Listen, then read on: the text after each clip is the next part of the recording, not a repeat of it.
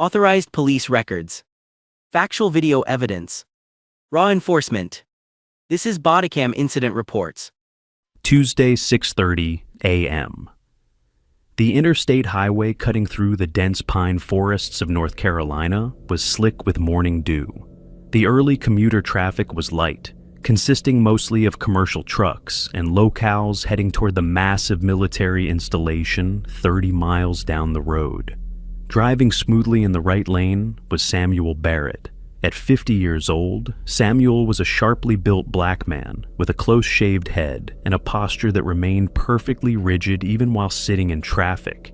He was wearing civilian clothes, a crisp navy blue polo shirt and neatly pressed khaki slacks. He looked like a mid-level corporate manager heading to a boring regional seminar. In reality, he was Colonel Samuel Barrett, the Staff Judge Advocate, SJA, for a major command. He was the military equivalent of a chief prosecutor, a man who possessed a devastating command of constitutional law and spent his days dismantling the careers of corrupt officers in high-stakes courts-martial. But this morning, Samuel was off the clock, driving a rented black Chrysler 300 premium sedan. He had his cruise control set exactly to the posted speed limit. His hands rested lightly on the leather steering wheel at the 10 and 2 o'clock positions. Before we watch this arrogant patrolman completely destroy his own career over a baseless traffic stop, hit that like button, subscribe to the channel, and let us know in the comments what city or country you're watching from today. Samuel was listening to a dry, hours-long podcast on federal appellate court rulings. He was perfectly relaxed, enjoying the quiet drive, entirely unaware that he was about to become the target of a fishing expedition. Sitting in his Ford Explorer police interceptor in the grassy median crossover was Officer Derek Mitchell. Mitchell was a 5-year veteran of the county sheriff's department who considered himself a proactive hunter on the highway. He didn't just look for speeders, he looked for anomalies. He profiled vehicles and the people driving them. As the black Chrysler cruised past his hiding spot, Mitchell's eyes locked onto it. Mitchell noticed the out-of-state Florida license plates on a premium, dark-tinted rental car. Then, as the car passed, he noticed the black driver. In Mitchell's heavily biased mental playbook, this combination was an immediate red flag. He decided right then and there that the driver wasn't a tourist or a businessman. To Mitchell, a dark-tinted rental car on this stretch of interstate was a textbook profile for someone moving cash or narcotics. Mitchell didn't have a legal, articulable reason to stop the car, but he knew exactly how to manufacture one. He threw his cruiser into drive, tires spitting wet grass and gravel as he accelerated hard onto the highway. He pulled up close behind the Chrysler, tailgating aggressively. It was an intimidation tactic. He was hoping the driver would glance in the rearview mirror, panic at the sight of the police cruiser, and make a sudden jerky lane change or tap the brakes. Samuel Barrett did neither. His heart rate didn't spike. He noted the cruiser in his mirror, maintained his perfect speed, and kept his car dead center in the lane. Frustrated by the driver's absolute lack of reaction, Mitchell resorted to the oldest trick in the patrolman's playbook, the phantom traffic violation. He decided that the Chrysler's right rear tire had grazed the solid white fog line on the edge of the road for a fraction of a second. It was a minor, virtually unprovable claim that officers routinely used as a legal pretext to initiate a stop. Mitchell hit a button on his center console. The overhead light bar erupted, painting the early morning highway in aggressive flashes of red and blue. Inside the quiet cabin of the rental car, Samuel Barrett simply sighed. He didn't curse. He didn't scramble to hide anything in the glove box or check his pockets. He was a man who practically lived inside courtrooms. He knew exactly how this game was played. Samuel checked his mirrors, activated his right turn signal, and smoothly guided the heavy sedan onto the wide gravel shoulder, coming to a gentle stop. He shifted the car into park and turned off the engine.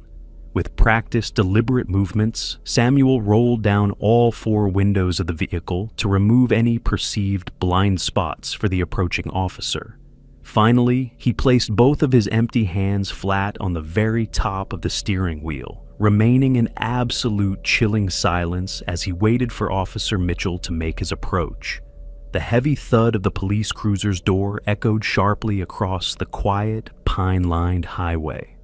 Officer Derek Mitchell stepped out onto the gravel shoulder, adjusting his heavy nylon duty belt with a practiced, aggressive tug.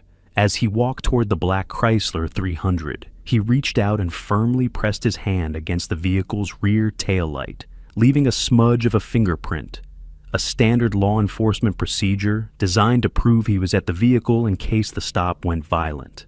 Mitchell unsnapped the retention strap on his holster. He walked up to the driver's side window, fully expecting to look down at a nervous, stammering driver, hastily digging through the center console. Instead, Mitchell was met with a scene that immediately threw his internal script off balance. All 4 windows of the sedan were rolled completely down, removing any shadows or blind spots. The driver wasn't frantically searching for his wallet. He was sitting perfectly still, his posture rigid, with both hands resting in plain sight at the 10 and 2 o'clock positions on the leather steering wheel. Samuel Barrett didn't turn his head to look up at the officer. He kept his eyes locked straight ahead on the horizon. It was a display of utter, chilling compliance that paradoxically robbed Mitchell of all his presumed authority. "Morning," Mitchell said, his voice carrying the forced, abrasive cheerfulness of a cop looking for a reason to escalate. He leaned slightly into the window frame, invading the cabin's space. Standard procedure dictated that Mitchell should immediately state his name, his agency, and the reason for the stop. Mitchell bypassed all of that. He went straight for the psychological trap. "You know why I pulled you over today?" "No, officer, I do not," Samuel replied. His voice was a flat, resonant baritone. It contained zero anxiety, zero deference, and absolutely no willingness to engage in small talk. Mitchell's jaw tightened. The driver wasn't volunteering an apology or accidentally confessing to speeding. "You were drifting," Mitchell lied smoothly, resting his hand near his weapon. "Your right tires crossed the solid fog line back there. You tired? You been drinking this morning?" "I have not been drinking," Samuel answered. He didn't defend his driving. He didn't argue about the fog line. He gave Mitchell a strictly literal answer to the specific question asked, starving the interrogation of any useful oxygen. "Where are you heading in such a hurry?" Mitchell pressed, ignoring the answer and shifting tactics. "I am not in a hurry," Samuel said, his eyes still fixed straight ahead. "I am driving to my hotel." The sheer brevity of the answers began to infuriate Mitchell. In his world, a civilian who wasn't intimidated was a civilian who was hiding something. Mitchell took a half step back, his tone hardening into a demand. "I need to see your driver's license and the registration for the vehicle." "This is a rental vehicle," Samuel stated calmly. "The rental agreement is in the glove compartment. My driver's license is in my right rear pocket. Which document would you like me to retrieve first?" Mitchell blinked. The driver was narrating his movements. It was an advanced de-escalation tactic, explicitly used to prevent a trigger-happy officer from claiming the suspect reached for a weapon. The fact that this black man in a civilian polo shirt was executing police-level procedural tactics irritated Mitchell to his core. "Just get the license," Mitchell snapped. Samuel slowly removed his right hand from the wheel, retrieved his wallet, and handed over his state-issued driver's license. As Mitchell took the plastic card, he pulled a high-lumen tactical flashlight from his belt. Even though the morning sun was fully up, Mitchell clicked the light on and began aggressively sweeping the beam around the pristine interior of the rental car. He scanned the floorboards, the passenger seat, and the center console, desperately fishing for anything that resembled probable cause. An open container, a stray pill, a suspicious scent. Nothing. Then, the harsh beam of the flashlight swept into the back seat. Lying flat across the rear leather bench was a long, black, opaque garment bag. It was thick, heavy-duty nylon, zipped completely shut. Mitchell paused, his eyes narrowed. In the mind of a biased, proactive cop looking for a bust, a long, heavy bag on the back seat of a rental car wasn't a suit. It was a rifle. It was a shotgun. It was the perfect, legally ambiguous excuse he needed to tear the car apart under the guise of officer safety. Mitchell clicked off the flashlight and leaned back into the window, a smug, dangerous smile creeping onto his face. "What's in the long black bag on the back seat, Samuel?" Mitchell asked, intentionally using the driver's first name to establish dominance. "Clothing," Samuel answered evenly. "Clothing," Mitchell repeated, his voice dripping with heavy skepticism. He tapped the roof of the car with his knuckles. "Looks an awful lot like a rifle bag to me. We get a lot of guys running weapons up this interstate. I think we need to make sure you aren't transporting anything illegal today." Samuel Barrett finally turned his head. He looked up at Officer Mitchell with a stare so heavy and analytical it felt like a physical weight. The trap had been set. Samuel Barrett stared at Officer Mitchell. The patrolman's aggressive smirk was practically begging for an argument, hoping the driver would lose his temper and provide the necessary probable cause for an arrest. But Samuel didn't argue. He didn't raise his voice. He simply delivered a constitutional brick wall. "Officer," Samuel said, his voice echoing with absolute crystalline clarity, "I am not transporting any weapons or illegal items. Furthermore, I do not consent to any searches of this vehicle or my personal property." The words hung in the crisp morning air. For a patrol cop used to dealing with frightened teenagers or panicked drug couriers, a calm, legally precise refusal of consent was like a slap in the face. Mitchell's smirk vanished instantly, his face flushed with indignation. To a bad cop, knowing your rights is often treated as the ultimate sign of disrespect. "Is that right?" Mitchell sneered, his hand dropping aggressively back down to rest on the grip of his service weapon. He leaned closer to the window, his breath fogging the glass. "Well, here's the problem, Samuel. You've got an opaque, heavy-duty bag taking up the entire back seat that is perfectly sized for a long gun. You're out of state, in a dark-tinted rental, acting highly defensive. That gives me reasonable suspicion." It was a gross overreach of the law, and Samuel knew it. A garment bag in a rental car does not constitute reasonable suspicion of a crime, but Samuel also knew that the shoulder of a lonely interstate was not a courtroom. You don't litigate the Fourth Amendment with an armed, angry man on the side of the road. You let him make his mistakes on camera. "I am perfectly calm, officer," Samuel replied, remaining perfectly still.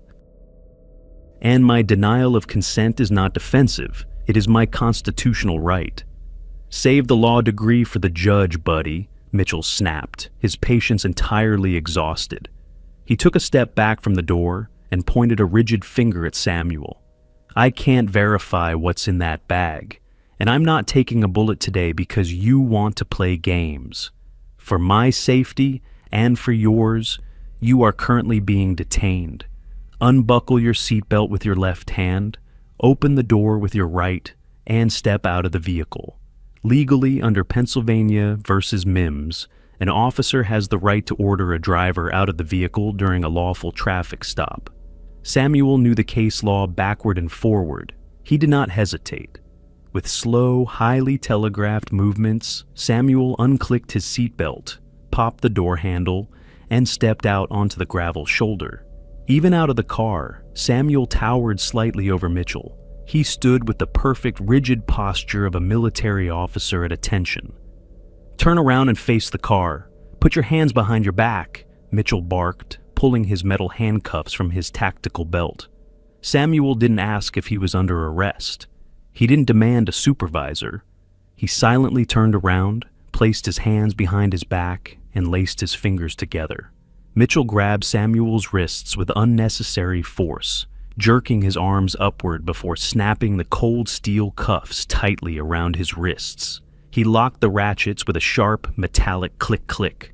"You are being detained pending a safety sweep of that vehicle," Mitchell stated, patting Samuel down roughly for weapons.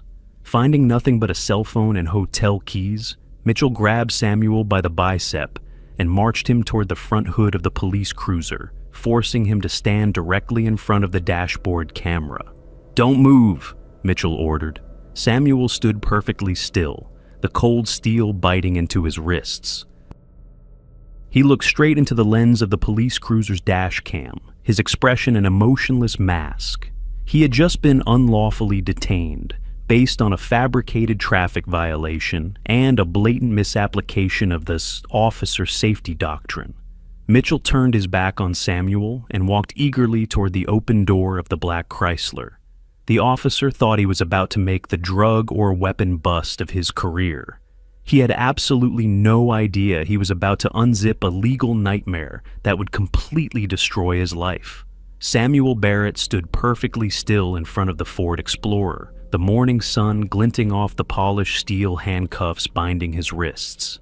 He kept his eyes locked straight ahead, his posture immaculately straight, allowing the cruiser's dashboard camera to record every second of his calm, non-threatening demeanor.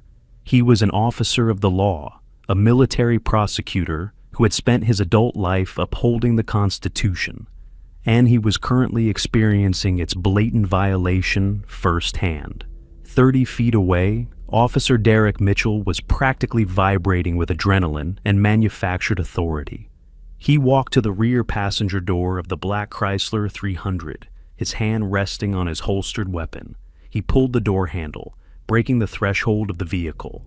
By opening that door without a warrant, without probable cause, and over the explicit objection of the driver, Mitchell had just committed a severe violation of the Fourth Amendment.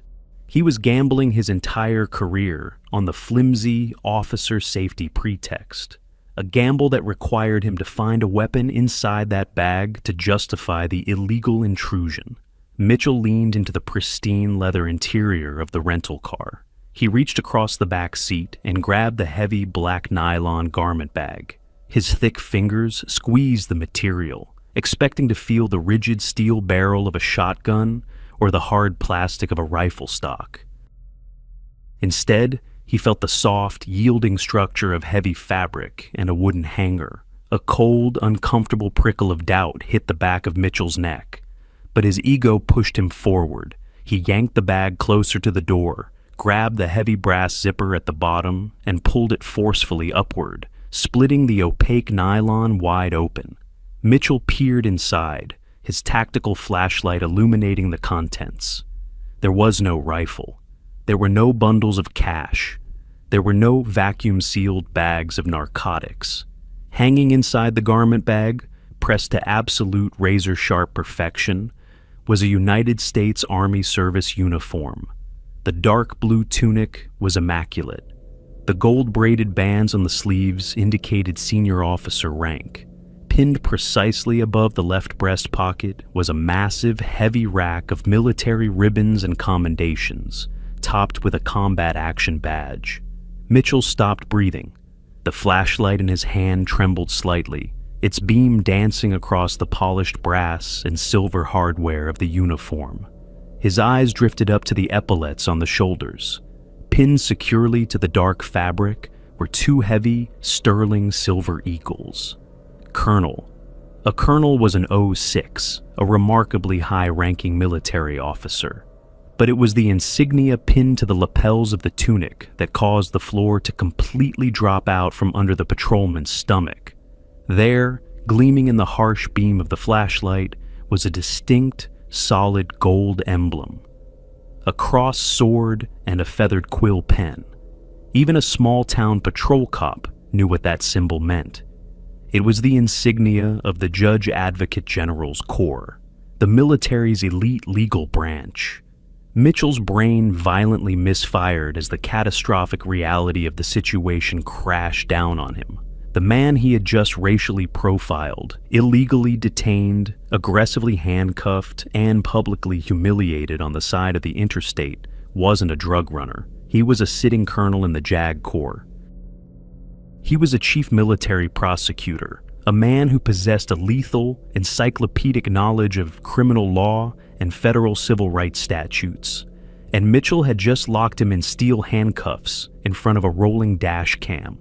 The adrenaline that had been fueling Mitchell's power trip instantly evaporated, replaced by a wave of cold, nauseating terror. The officer's safety excuse was completely dead. He hadn't secured a weapon.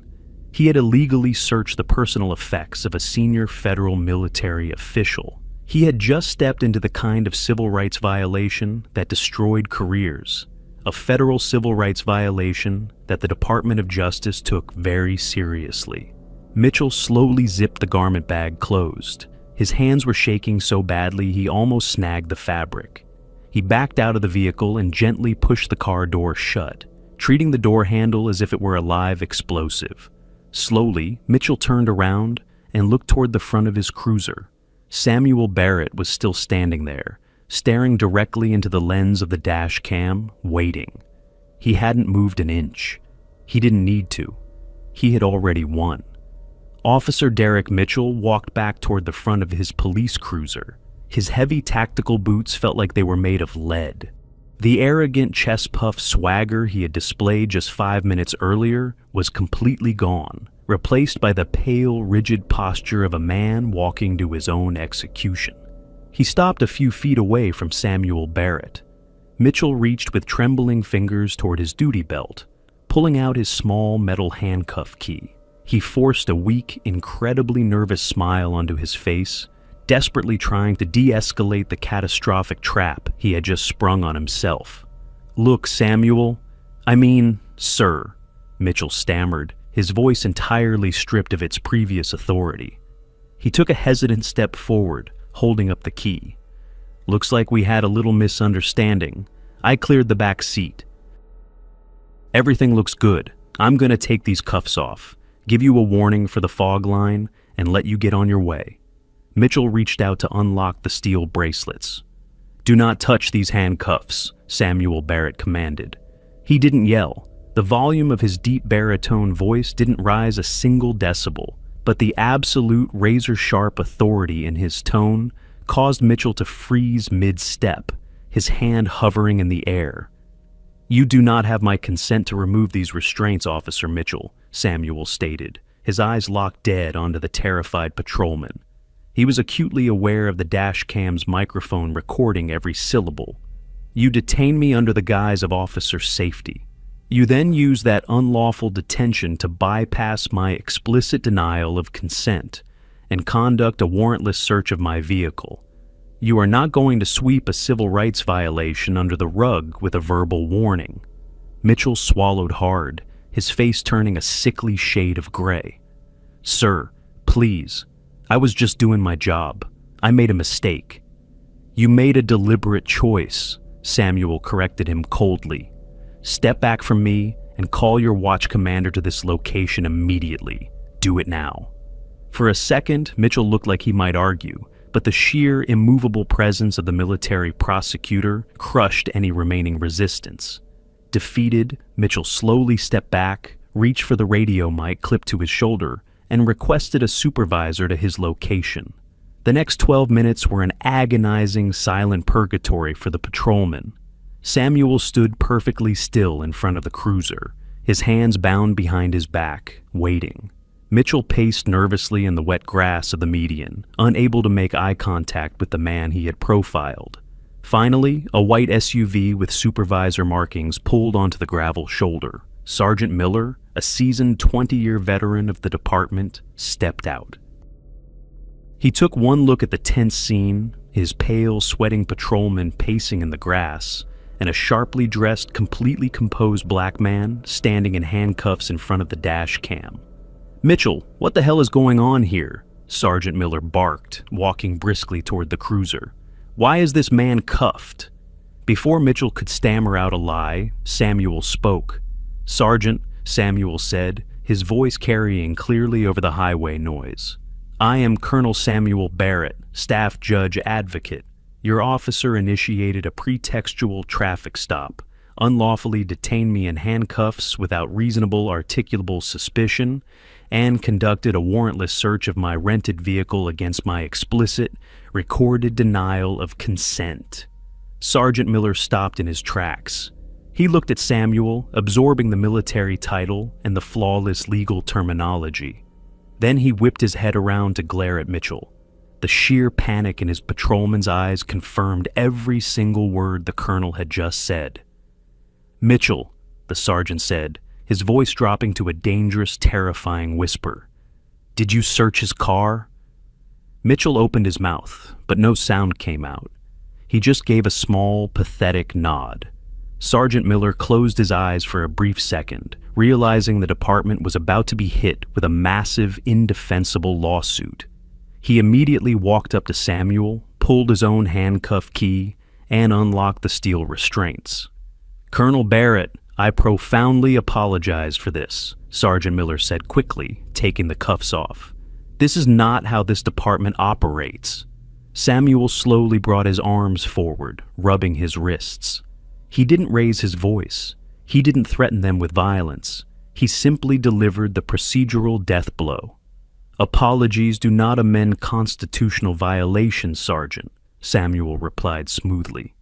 "I am formally requesting that you preserve all dash camera and body camera footage of this interaction. I will be contacting the district attorney and the Department of Justice Civil Rights Division this afternoon to file a formal complaint regarding deprivation of rights under color of law." Samuel turned, adjusted the collar of his navy blue polo shirt, and walked back to his rented Chrysler. He didn't look back. He started the engine, smoothly merged back onto the interstate, and left Officer Derek Mitchell standing on the gravel shoulder, completely paralyzed, realizing he had just thrown his entire career away for a fabricated traffic violation.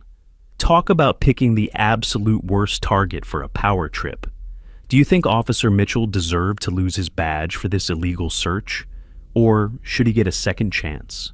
Drop your verdict in the comments below. I read every single one. If you love seeing arrogant people face real, undeniable legal consequences, make sure to hit that like button, subscribe to the channel, and check out the next video on your screen right now. Stay safe out there. This concludes our analysis. For ongoing access to verified footage, please like and subscribe.